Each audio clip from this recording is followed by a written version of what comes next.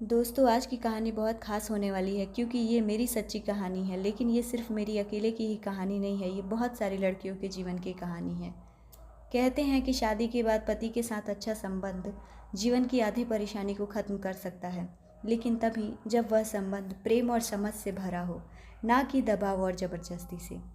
एक लड़की के लिए अनजान घर में अगर कुछ आसान हो सकता है तो वह है पति का साथ, क्योंकि वही है जो उसे सबसे ज़्यादा समझता है, जबकि बाकी लोग सिर्फ उसे एक नई जिम्मेदार बहू के रूप में देखते हैं। मैं अपने माँ बाप की अकेली बेटी थी और मेरे साथ थे तो बस दो बड़े भाई।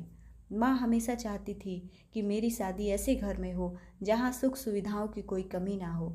मेरे परिवार की चाहत थी कि मेरी शादी एक अच्छे घर में हो और मुझे भी कई अच्छे रिश्ते मिले। लेकिन मेरे माँ बाप और भाई को हमेशा ही कुछ ना कुछ कमी नज़र आती थी।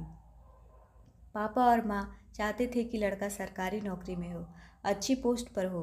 भाई चाहते थे कि लड़के के पास संपत्ति अच्छी हो।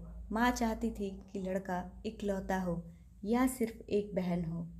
खैर, उनकी मुराद पूरी हो गई जब सुमित का रिश्ता आया।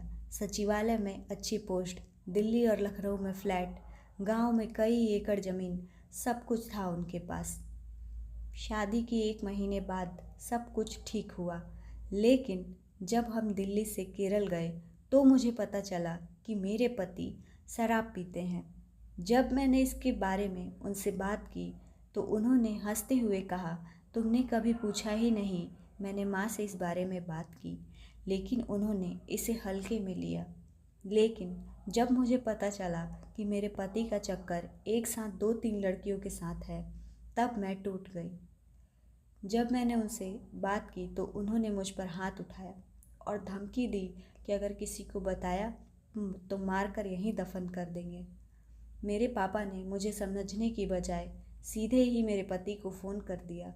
उसके बाद मुझे और भी मार पड़ी और ज़बरदस्ती शारीरिक संबंध बनाए गए। मैं दर्द से कहर रही थी, लेकिन उन्होंने परवाह नहीं की।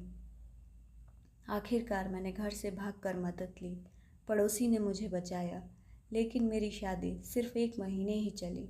इसके बाद भी मेरे घर वाले सुलह करने की कोशिश करते रहे, क्योंकि सरकारी नौकरी और प्रॉपर्टी वाले रिश्ते जल्दी नहीं मिलते। लेकिन मैंने तलाक का फ़ैसला लिया। अब जब मैं दोबारा शादी की बात करती हूँ तो लोग मुझे एक्सेप्ट नहीं करते, क्योंकि मेरे ऊपर डिवोर्स का टैग लगा हुआ है। बिना मेरी गलती के भी मुझे सज़ा मिल रही है और घर में माँ और भाई इस स्थिति के लिए भी मुझे ही दोषी मानते हैं। उनका कहना है कि अगर मैंने समय से समझौता कर लिया होता तो ये दिन नहीं देखना पड़ता। मैं सभी लड़कियों से यही कहना चाहूँगी कि सरकारी नौकरी और अच्छी प्रॉपर्टी से ज़्यादा ज़रूरी है कि आप जान लें जिससे आप शादी कर रहे हैं उनका चरित्र कैसा है, क्योंकि प्रॉपर्टी और सरकारी नौकरी केवल बाहरी खुशी दे सकती है, लेकिन एक चरित्रवान लड़के और परिवार से शादी ही आपको असली सुख दे पाएगी। मैंने जो गलती की और मेरे परिवार वालों ने जो गलती की, आप लोग वो गलती ना करें।